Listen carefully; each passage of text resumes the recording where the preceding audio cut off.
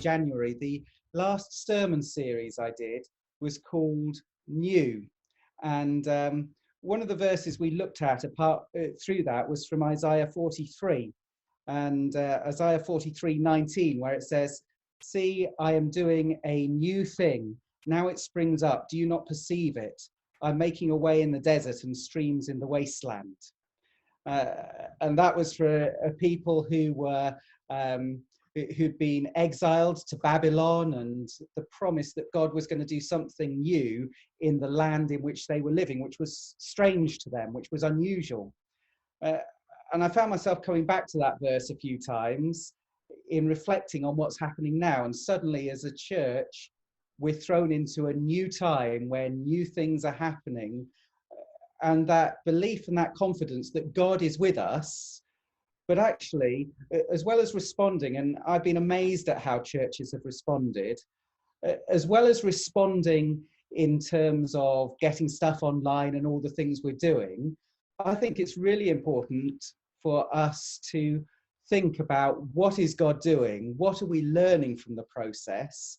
How is this shaping us as church to change perhaps how we do things in the future as well? What are we learning during this time?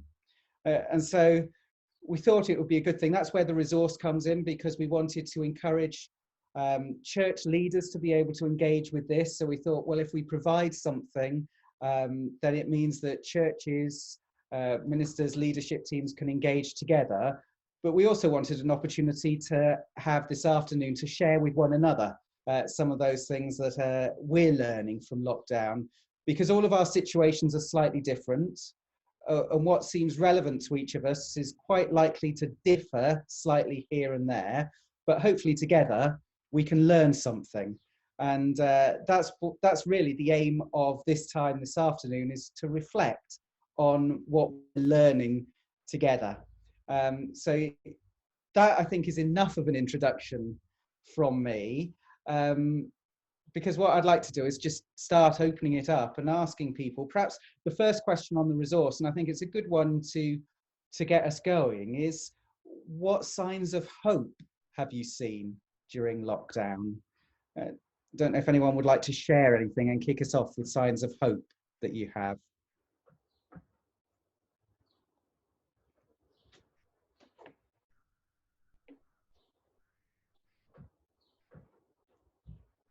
We've been fortunate enough as a church to manage to get a grant at the beginning of the COVID-19. And one of our funders who funds a project that we run called CHOMP, which is a family food provision, asked us if they could help in any way. So being cheeky, I said, oh yes, please, if you could create a pot of money that we could help the community with, that would be fantastic, which they, bless them, dutifully did. So we've been in a really fortunate position where we've been able to reach out to local schools and hubs and housing associations and basically find out where there's any need and help financially support people, as well as doing things like, you know, the usual shopping and connecting with all our members.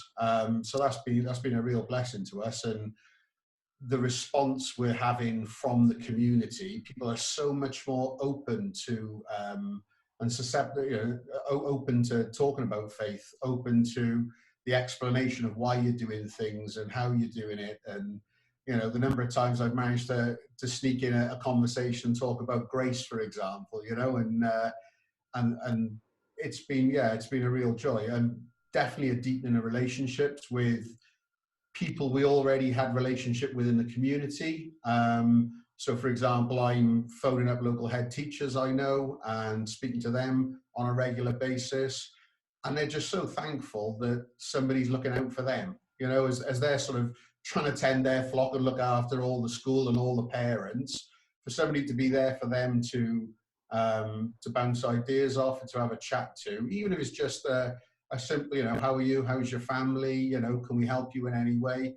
And I just think after, when things get back to our new normal, that'll make a significant difference, that we haven't just packed up shop, gone off, and then we'll return expecting things to pick up as they were before. Actually, I think for us, definitely things would be advanced and in a much better place. Fantastic, thank you. Anyone else like to share?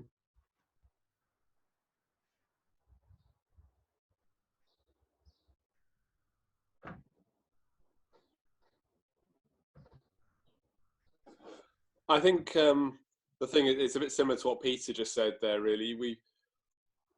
We've had the sort of connections with those people who are perhaps more on the fringes of the church, and how valuable those have been, and the way people have appreciated that connection with the church. Because I mean, for us, we're quite blessed in terms of the core of the church, a group of people with very strong faith, very committed people, and in a sense, whilst they're very good at keeping in touch with one another, we know that when things get back to whatever it is afterwards, those people are going to come back. But it's the worries are more the people sort of a bit more on the edges that are there in the midweek activities and things. So we've been quite encouraged by the way that some of those have come forward, just little things like they've asked to join the church Facebook group and things like that, so they got information of what's going on. And so I think people are seeing the value. People are perhaps more on the edges of seeing the value of the church. So that's been encouraging for us. Yeah, fantastic, thank you.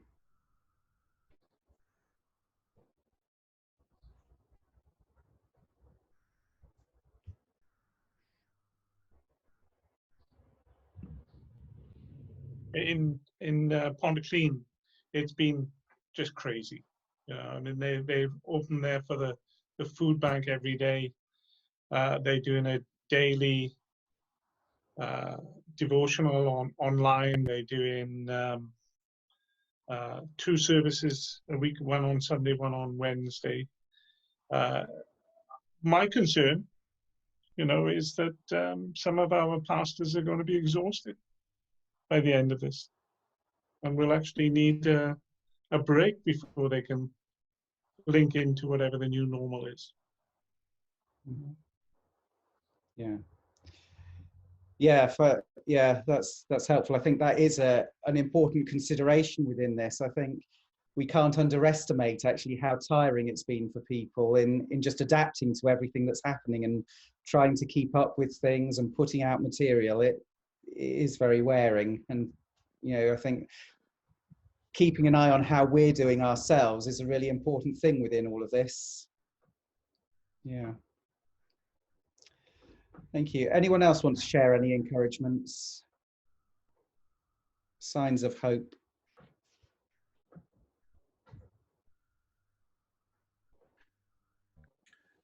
Most of it is the sort of trusting thing, because everyone's reporting that online messages are being viewed by far more than congregations that you get, and that's certainly true for us. But you equally know that a lot of those are family members just having like, oh look, there he is, and then turning it off again. So you don't know how real it is, but nevertheless it's trusting in that. I think the thing that's encouraged me is quite bizarre actually. It's just the simple fact that when we went into this lockdown, the nature of our congregation, there may have been less than half a dozen that had any means of getting online in any shape or form. And I've just been a sort of help desk really in terms of helping people get on Zoom and being able to view the messages as much as that. But that's actually revolutionized a lot of our folks' life. They are now connecting with their family that they weren't doing before and finding ways of doing that. And one of the interesting things is a couple of our people, because I was conscious that so many would not be able to view the video message, I sent out a script and simply said to our pastoral carers, look, because we're encouraging them to phone round people on a weekly basis. So just saying simply, why don't you read them the text, for those who are shut in and so on. And it's amazing the effect that simple thing has had. And people are doing that and passing it on to people who aren't Christians, but just because they are friends and they're phoning each other, by way of making conversation, they're reading out the text of my message, which I find quite bizarre, but people are really welcoming it because they're craving some sort of contact. So they'll either listen to someone reading that down the phone. So it's all in one sense bizarre, but I guess you just have to trust that it's encouraging at this particular point. Yeah, thank you. Yeah, that's great. Yeah, it's amazing how things are changing for people, and certainly hearing that there are a lot more people who are online now and connecting who weren't before. I think both churches and congregations are learning about that technology side of things. Absolutely, and the WhatsApp in particular has completely revolutionised the communication in the life of the church. You know, we've only got 40 odd members, and 30 of them are on WhatsApp now. When, you know, before this lockdown, maybe 3 or 4 of them were. So it's and people are communicating daily. So never have been like that before. Yeah. I mean, if I can just plug in something. Hello, everyone. We haven't had any increased uptake in stuff being done online, I don't think. One thing we have just done is we print out the full script of each Sunday service, complete, that sermon, prayers, everything. And actually some of the deacons actually do take it round and so either shove it through letterboxes or socially distancing, leave it for people to pick up, you know, or give them away, which gives them a personal contact for those who are not online. There's not very many take the printed script, but some do. And it's a way of them keeping in touch too. Yeah. Excellent. Thank you. Yeah. And I think some of the things we're hearing that people are saying about the hope, as I've been speaking to people around the association, these are quite common things. The theme of connecting more within the church is one that's come up regularly. That connection with people on the edges of the church, on the fringes. Again, that's come up regularly about people saying having much more connection with them. And even in a number of cases, finding people who are making new Christian commitments through this as well. So through it all, there seems to be some real signs of encouragement and hope.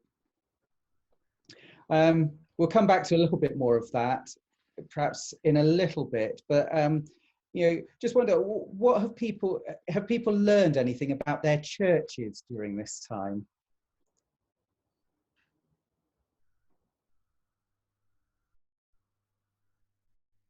I'd say similar to Nick, which is that people I never thought would do anything online and who have always said, oh, I don't see the website, I don't know anything about that, have joined and found out how to use Zoom and got somebody to get an iPad for them. You know, some of the elderly person's son came and sorted all that. And a lot of that, you know, I'm amazed how many people now are reading the emails or seeing the service on Zoom, and there's hardly anybody that just isn't in touch in that way at all. So yeah, that's been yeah, that's great. Thank you. Yeah, I think I'd reiterate what Andrew said, really, but the speed of change, you know, everyone's so resistant to change when the church setting is on, but actually they've just all proved now that they can move quickly and change very, very quickly when and adapt really when the need is there, you know. And, you know, like you say, we've got a lot of people who you wouldn't suspect would be able to access IT and that sort of stuff. And don't get me wrong, you know, through people in the church helping them or whatever, have also managed to get online and adapt. But we're trying not to forget our members who aren't. So, you know, things like the Zoom service we record, we put out on CD, DVD, that sort of stuff as well, which has been helpful.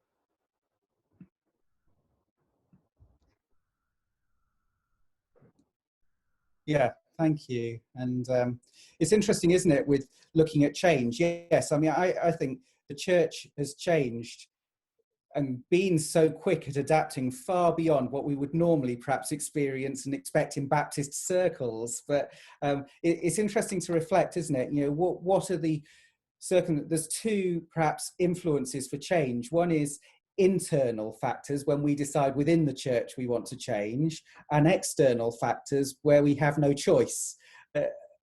And it seems that the external pressure at this time is so great that people are willing to change in ways that perhaps they wouldn't have otherwise. And it's whether with some of the things that are happening and changing now that enables us to carry on changes in the future. and to keep building on that. That will be one of the interesting things that that comes up on that, which may bring us to think about within the shape of services and what we're doing. Are we discovering that the shape of our services are very different? I suspect they are. But are we learning stuff from that about what we might do differently, or other things that we're saying, actually, this is working really well? I mean, I think things like length of services have changed, and the different components that people are putting into it, not giving so much time to different things, perhaps. I don't know. What do people think? Are we, the shape of our services changing? Are there some good things within that? I think people can't focus on a video talk for 20 minutes. So they raises the question, can they sit in a church building and focus on a talk for 20 minutes? We always assume they can because we do it. But I think there's a lot of us, certainly myself, and any other that I've looked at on YouTube and Facebook, where most preachers have cut it down to 10 or 7 or 8 minutes. So, you know, I think that's certainly changed for a lot of us. Length of sermon. I've tried to include a little bit of a reading and a bit more of a reflecting on the reading in prayer, different elements. I've been trying to follow Pete Gregg's PRAY. You know, we've been doing the prayer course where it's pause, rejoice, ask, and yield. And I've been trying to use that formula a bit more. Yeah, so things like that. I'm sure a lot of us are doing those kind of things. We're not doing the standard, what we used to do, standing up in front of a congregation in the building. It strikes me that there's two things we can't do. I mean, one is we can't have extended times of congregational singing. And I know in a lot of Baptist churches, not as it happens to ones I've served, you might often have a quite lengthy singing bit towards the beginning, which might go on 15 or 20 minutes. And obviously, you can't do that at all in this context. The other thing, though, I think it does, I absolutely agree with Andrew. I think one has to be much more tight in a sense. You know, you can't have any sort of waffle. You know, most services there's sort of gaps just as someone comes up to the front, or someone sits down, or someone makes a little comment about this and things like that. And those sort of things don't fit well into that sort of video format at all. And of course, things where nothing at all is happening is even worse. Yeah, I think that one thing, just to pick up on what both Andrews have said, really is because where we're recording the sermons and putting them on YouTube, I became very conscious that people can straight away see how long it is. And there's a possibility that I mean, even the treasurer sort of mentioned this to me. He said that it's possible that some people may even just look at it and think, oh, that's how long it is, I'm not going to bother. So yeah, it does bring that sort of consciousness as to how long you're actually going to talk for, or how long the service is going to go on for. Yeah, thank you. So length of time is an interesting one, and I think again, one of my reflections, I would look at this and see that what I see going out on social media is there's so much variety out there, and perhaps that's helping people engage more, because some people are putting just a reflection up, which might be for 10 minutes. Some people are putting reflections up for 2 or 3 minutes, right through to the full services. So people have got different length of things to engage with, whereas perhaps before it's been you come on a Sunday morning and engage for whatever length the service is there. I think it also makes a difference in the way that the preachers can't work the room. No, they can't bounce off any kind of feedback, and I think that requires a different kind of preparation.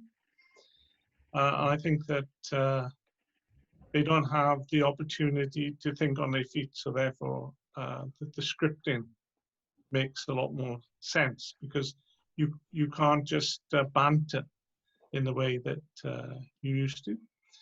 I think the biggest difference, I don't think it'll make an awful lot of difference to the way that the service will be after the lockdown. I think the tendency will be to go back to the way it was, but I think that it'll make a difference in terms of using Zoom as a tool. I think that for a lot of people, they've asked the question, well, you know, why do I need to travel half an hour to a meeting when, you know, the meeting's only going to be 3/4 of an hour, 1 hour? you know, and actually doing a Bible study or something like that on Zoom might be a much better use of time rather than, you know, the dead time of traveling, which, you know, for some churches is an issue.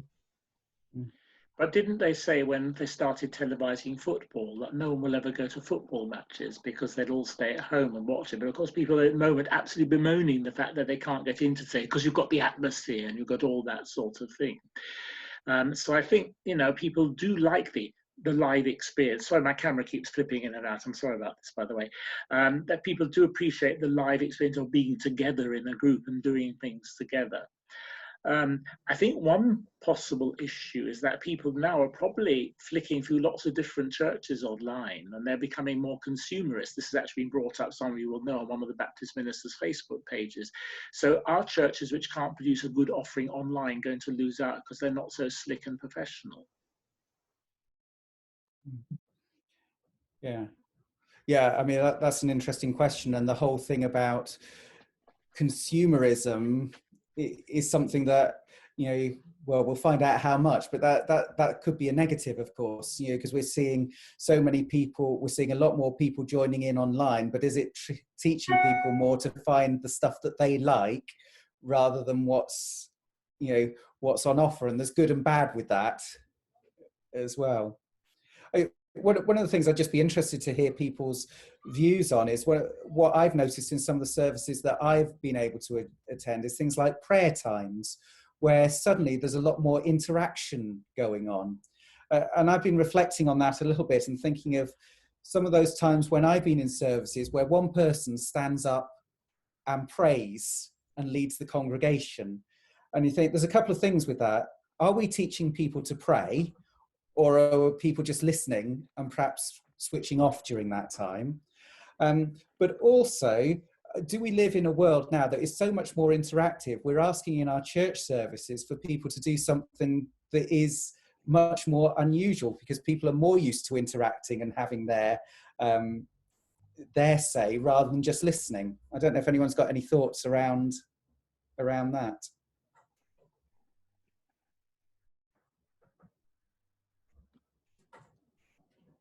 We always have a sort of open prayer time in our service, but I know who's going to pray and pretty much what order they're going to pray in out loud. It's been interesting on Zoom that we've seen people who I've never heard pray aloud before joining in. I don't quite know why, whether it's because they're in their sitting room or what it is, but yeah, people I've never heard pray aloud in 10 years or whatever of knowing them have been joining in on that. So yeah, don't know the reason, but it's interesting and it's positive. Yeah. I think the big question to me, I'll be honest, you know, having traveled around a lot and gone to different churches throughout the association, it seems to me that there are some churches that put a lot more emphasis on the connection between people when you're there. So you go to some churches and the coffee time after the service is as long as, if not longer, than the service itself. And you go to other churches and 5 minutes after the service is finished, there's nobody there. And I think that for some of the churches that are larger and growing, I don't think it's all about what comes over from the pulpit. I don't think it is about this consumerism so much as the sense of belonging. And I think the churches that factor in the sense of belonging are generally more successful, irrespective as to what comes from the pulpit. Yeah. Dare I say. We certainly wouldn't say that we've been more successful as a result of it because we're still a small church, but there is no doubt that our church is a high value, is that talking to you. So you're right, we're one of those that, I mean, they get very uppity if I go over the hour in the service, but they'll stay at least another hour chatting around the tables having coffees, which is, you know, great. But what has struck me again on that is that although I've tried to so what we do is I record a message that they can look at. I usually post it on the Friday or Saturday. They can look at that. Then we come together on Zoom on the Sunday morning at church service time.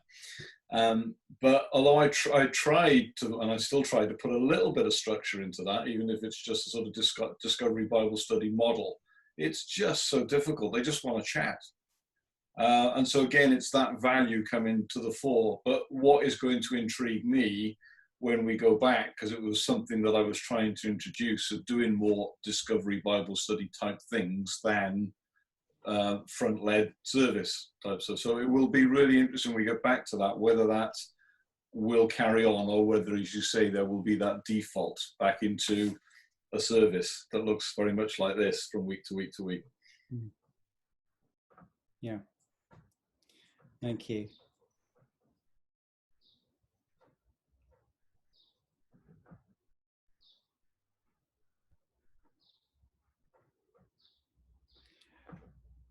Okay, we're having a look, because I think another area for us to really reflect on, and it would be great to hear some of what you're finding, is about what's happening in our communities and societies at this time. We've put some stuff on about, on our media, highlighting some of the Tier Fund survey, for example, in terms of the number of people who say they're accessing online services. So I think it's something like 25% of adults have said they are accessing an online service, and something like a third of 18 to 30-year-olds have said that they have accessed one religious service of some sort or another during that time, which is far in excess of what would normally go on. And I think it's right for us to start asking the question, what's happening in society at the minute? What questions are people asking?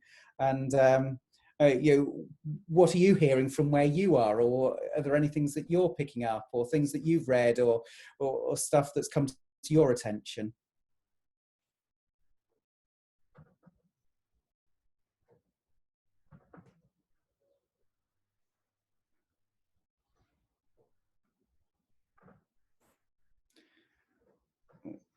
Can't hear you, Peter. Yeah, I'm sorry about that. Just, I feel almost like an eavesdropper on society at the moment.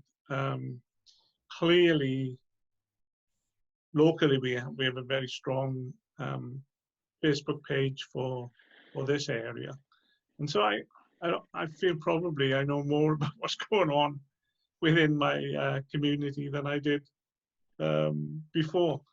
But for myself, I mean, I'm keeping out of it. I'm keeping a low profile. I'm keeping, I'm pretty well staying as home as much as I can. But I am the WhatsApp and Zoom, having lots of conversations with different people. And one of the interesting ones was about a friend of mine up in Northamptonshire, who is in a very small church, and they decided before the lockdown, for some months before the lockdown, they were using Zoom for their midweek services or Bible studies and things like this. So when the lockdown came, he just said, well, we do on Sunday what we do on a Wednesday. So they went ahead with that, but he was saying that at the beginning, they were getting 6 to the midweek and 6 to the Sunday.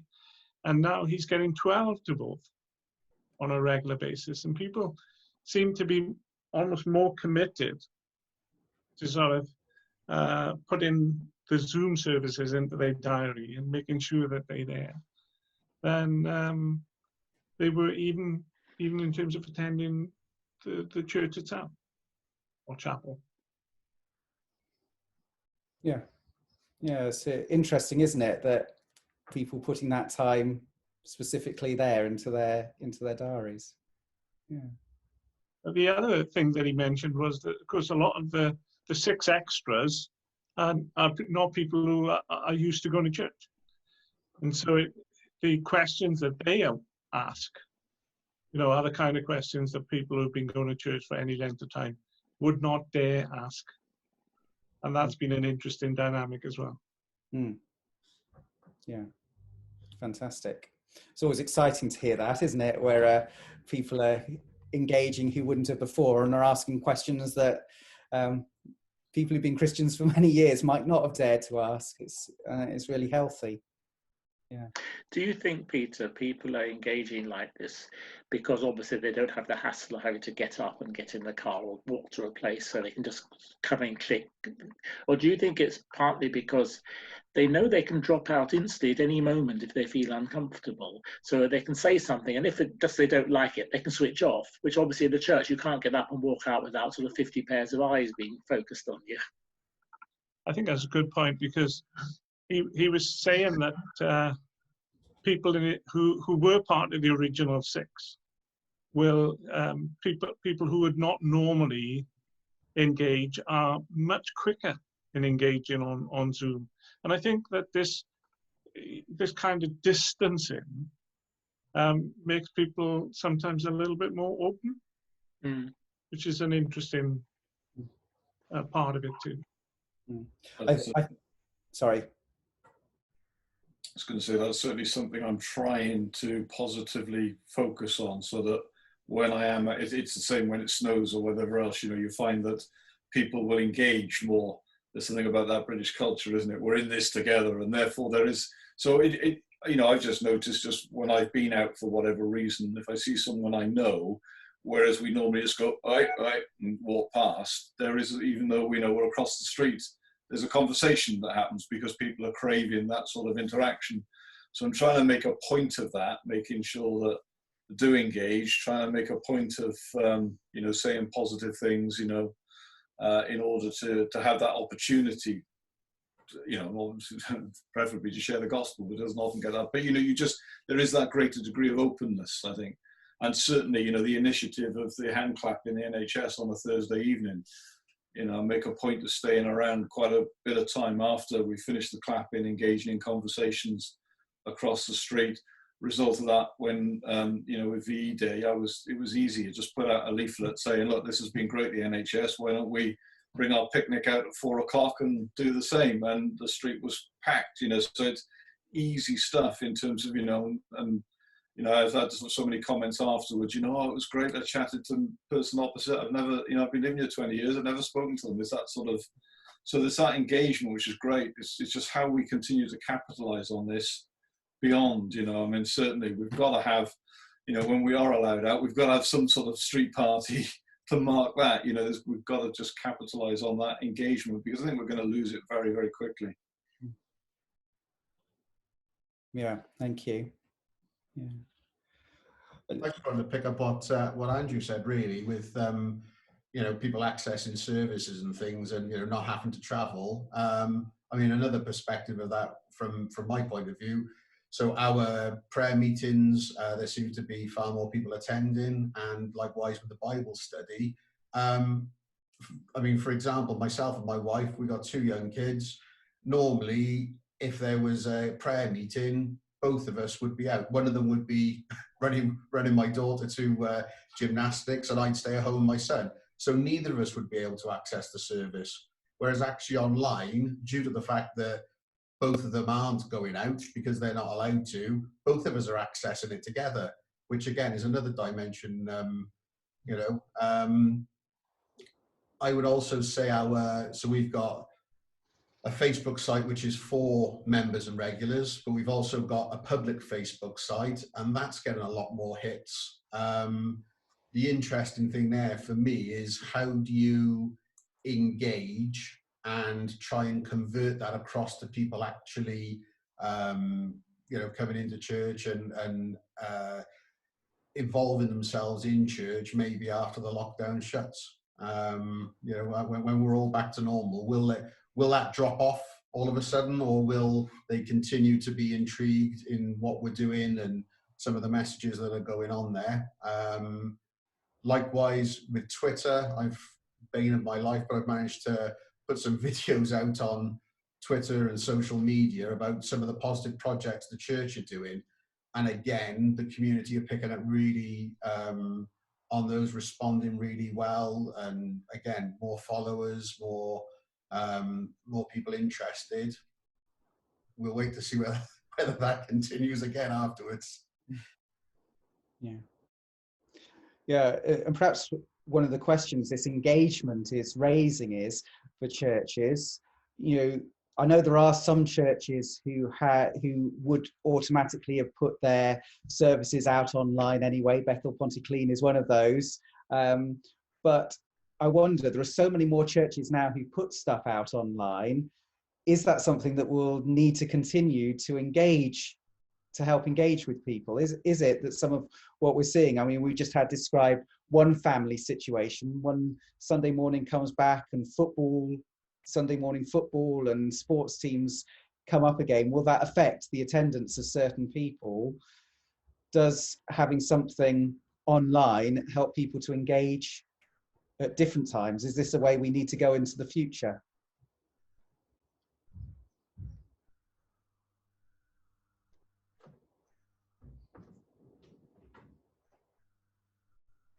I think Peter's just unmuted himself. Yeah. Sorry about that. I think there will be I'm going to say a market for it. I think there will be an interest in part of it, but there's a part of me that sort of says, you know, you can do too much. And I think that within the association, if we've got something like about 130 churches, I'm guessing that the number of churches that actually put out a service on a regular YouTube or Facebook format, probably no more than about 20, I would think. Now, there's a part of me that sort of says, I think that it would be good to have something on a regular basis, but why not cooperate after this so that we don't have everybody trying to do the same thing? You know, if we've got people that are particularly skilled at this, then, you know, why not give them a 6-week brief, if you like, so that they can do what they're doing with their normal service, but kind of reformat it for a wider audience, and that way we are able to sort of help people who can't make it on a Sunday morning because they're taking their kids to sports or something like that. But how, I guess my biggest concern at this point in time is what happens to those churches that have been doing absolutely nothing? All that's happened is that they've closed the doors and they haven't got the means to keep in contact with each other. What help will they need to get restarted? You know, is there any way in which some of the larger churches could sort of send a kind of a mission team for you know, a month or two, just to have that church get restarted? Peter, I think that's an excellent point. I mean, my concern, even before this lockdown, been for many years, is that we're developing some churches, really good churches, which become a centre of excellence, have really good resource in terms of ministry and music and facilities and kids stuff. But the problem is that then a lot of the ordinary local churches go to the wall because they're not seen as, quote, attractive. It's exactly the same as people flocking to the big supermarket and leaving the little corner store only there for when they might need a loaf of bread at 9 o'clock at night and can't be bothered to go to the supermarket. And I'm worried that this church, which have a sort of very good online presence, will be good, but then some of the ordinary little local churches, especially those which have had no online presence, will just got forgotten. And I think that's a crying shame, because we need churches in local communities. Church is a local thing.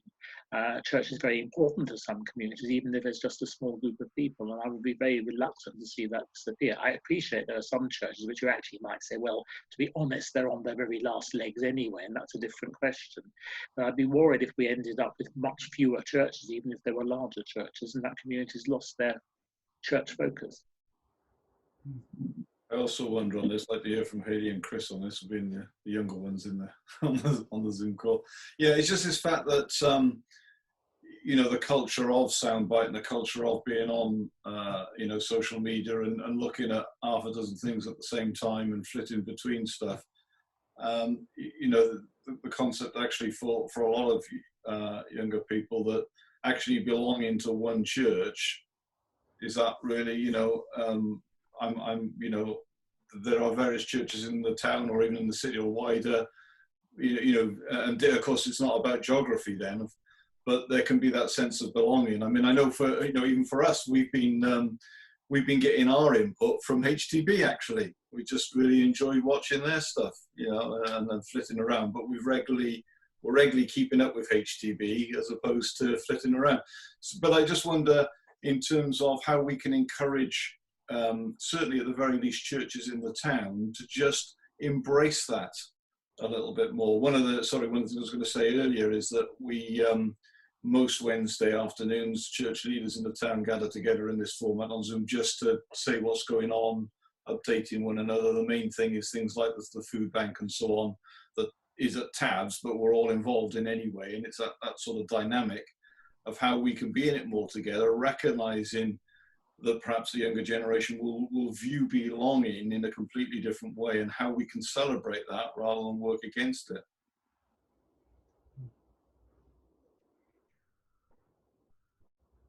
I think for my just listening musings, I think one of the issues is we're still Sunday focused, and therefore the Sunday's the main thing. And maybe what this is teaching us is that Sunday isn't the main thing. I also think there is something more about how we are all competing in the same marketplace. And actually, if a marketplace is overcrowded, rather we need to go where there isn't a market stall. And while some of the bigger churches are great and far more equipped at doing that, what we have a tendency to do as church leaders is to go, they've got really good children's work, we need to do children's work. Where actually, if they're doing really good children's work, flag point those that have children to them, and we get on doing what God's called us to do with the gifts that we've got. I think so that's a conversation I think churches need to have outside of lockdown, is where are the gaps in our community that we can represent Christ in, rather than mimicking other things. I also think there is a positive thing of showcasing services. For many years now, I've been involved with churches that we've had a physical prayer meeting, but that's also been broadcasted on Facebook and other things for those that can't get there. We've recorded services, our websites are the shop windows. Most people that come to church will have listened to your services before they even pitch up on the door. But we're still targeting those that are already searching for churches rather than those that are yet to know Christ. And so there's a different sway, just as a picture in there. Thank you, Hayley. Yeah, Chris, did you want to add anything? Yeah, I think one of the sort of almost potential dangers that we may face, well, I think churches do at the moment, is because there is so much out there, there's so much variety of different things, we can get caught up in, well, that's what that church is doing with their service, that's what they're doing, and we can sort of almost pressure ourselves into trying to do what everyone else is doing, and actually thinking what is appropriate for our congregation, where we're at this moment in time, and our community, because we can, and the danger is we can see perhaps another church's service online, and think about and feel we can't do a service, and feel sort of almost beat ourselves up about it, or pressure ourselves into thinking we've got to try and get exactly what they're doing, and rather than thinking actually what's God saying to us as a congregation at this time, what's appropriate for us, like, because we hear there's so much variety of how a service works, and it's thinking what's right for us. Yeah, thank you.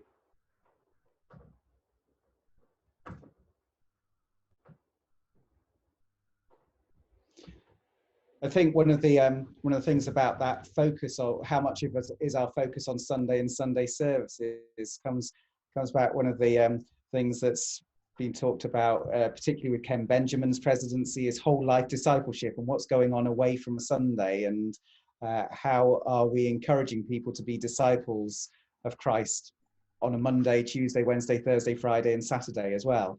And actually, maybe that's some of what people are describing, because I think it does affect our churches as well, because one of the things that's happening is we're getting a lot of people saying we've got deeper connections now, whether that's through WhatsApp and praying together, but suddenly prayers aren't just for a Sunday when we come together or at the midweek Bible study, they can happen throughout the week.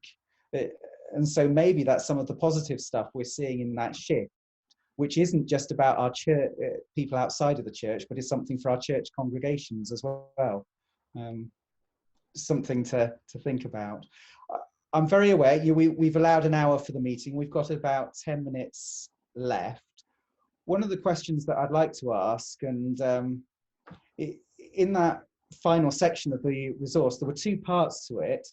And if you want to reflect on either of these, that would be great. So one of them is imagining we're in the year 2040, so 20 years time, looking back, what do we hope the church has learned from this time, and how has it changed? That's kind of a big question, if you like. And then also the very simple question to ask, but hard perhaps to hear, do you get a sense of what God is saying through this time? To you personally, to the church, to the nation, anything around those things? I recognise they're two big questions, but I just wanted to throw that out in these last few minutes in case people have got something they'd like to share around that. I'm certainly hoping that there will be major changes ahead, but not just within the church, but within society as a whole. Because I think that one of the things that we've had over the last 15 years is a complete devaluing of those that care for people rather than make money for themselves. And I think that one of the things that this crisis has brought to a head is the fact that we need people who are not necessarily very well paid, but we need people who actually care for others. And there's been a deeper appreciation, I think, for care workers and for nurses and the like. And I'm hoping that will spill over into our politics. We've played this game for so long as society in saying it's possible to have lower taxes and lower services for those that are in need. And I think that we need to readjust that somewhat along the line. That is not healthy for us as a society. And I'm hoping that this pandemic, really has enabled people to rethink this. I'm hoping it'll have an effect on our politicians, let's be honest. Thank you. I would hope that in 20 years' time, we look back and say, what happened in 2020? Well, that was the time when the church left the building, would be a nice thing for people to say. And I hope it's true that, we've been forced out of our buildings at the moment.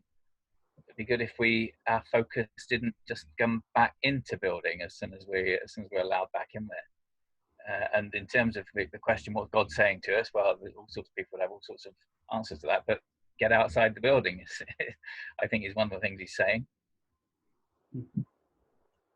Thank you. This is interesting. I was thinking that there is a slight flip. I don't disagree with you at all, Andrew. Sorry, but the sort of flip side as well. I've been quite intrigued. I'm not a buildings person, but I've been quite intrigued at how many thoughts I've had about the way we could use the building better when we go back. It's only when you lose something for a while that you recognise actually we could make far more of this. I think it's a both and in that sense. But no, in terms of the sentiment, what you're saying, I'm wholeheartedly behind you. Yeah. It's been interesting to note how some of our Anglican friends, especially in England, I can't speak for Wales really, but there was this 800 signatory letter to the Times last week. And for them, the building seems to be of absolute paramount importance. That church is church with a big C, and you have to do it the right way, using the right words in the right place. And I think they have a considerably greater sense of bereavement than most of us do, although I would agree with what Nick just said. Yeah, thank you. I think that it's an interesting question about how do we use the buildings better. I think one of my reflections, and this may say something about me as a minister, is that we as a church, when I was in Norwich, were very good at starting new things and very bad at stopping old things. And actually, I wonder if the fact that everything has stopped gives a greater license for people to come back and say, actually, what should we be doing? Everything's stopped. We've gone through that hard part of stopping something. What should restart, rather than just assuming everything should restart? And I think if I was in ministry in Norwich still, that would be a great opportunity for us to think through as a church, as I say, recognizing our weakness in stopping things, and just adding more to the program that we're doing. I've certainly asked that question already, and I'm sure most of us have. Yeah. Yes, it's using that as an opportunity, isn't it? No. Yeah. I don't know where this fits in our conversation, but if I can just share a little bit about my other side of what I'm supposed to do, which is missioner to the outdoor world, because that is quite strange. I mean, church people have handled not being able to go to church reasonably well. The nearly 40 staff that there is in the Summit Centre and the other centres beyond are really struggling, because their whole raison d'etre no longer happens. How do you do, the outdoor pursuits industry? How do I do mission and ministry in the outdoor pursuits? Well, we're not allowed outdoors, as it were, certainly not in that context. So what I am doing is incredibly limited. It is much more pastoral. I'm just phoning people who are really struggling. That's what it amounts to, apart from running a weekly online Zoom spin session on bikes, which is fun, but but it is actually desperately hard, and it's one of the industries that will probably be the last to be able to start back up again, if they do survive and are able to start back up again. The only positive thing I think is happening is people are dreaming more dreams, so revisiting online the adventures that other people have had, reliving them through those adventures, recorded adventures that people have done online, and wanting to plan them themselves. But, it's engaging with that world, and I'm sure it's mirrored in all sorts of other activities. This whole thing about social distancing and the effect that has, we are people that need touch. And how's that going to come back in, and all the rest of that, and the whole thing of that with sports, contact sports and everything else. So, yeah, I'm just trying to work all that through myself. Yeah. Thank you. I think one of the great positives from a community point of view is the way councils and government have dealt with homelessness.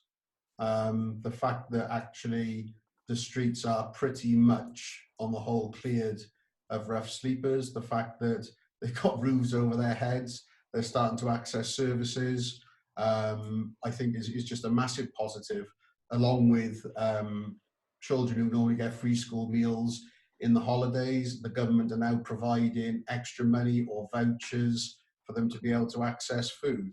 And I would just hate in 20 years' time to look back and go, oh yeah, and when COVID finished, it all went back, and there were tents back on the street, and there were, poverty was up. I mean, the matter of the fact is, the poor will undoubtedly suffer more than anybody else going forward, due to the economy, due to lack of jobs, being made redundant, 0-hour contracts, all that sort of stuff. But yeah, just the thought of the homelessness situation, in Cardiff and around the UK, being in a much more positive place, I would hope that there would be absolute outrage if things went back to what they were prior to COVID. Yeah, thank you. Well, it's just coming up to 3 o'clock by my watch.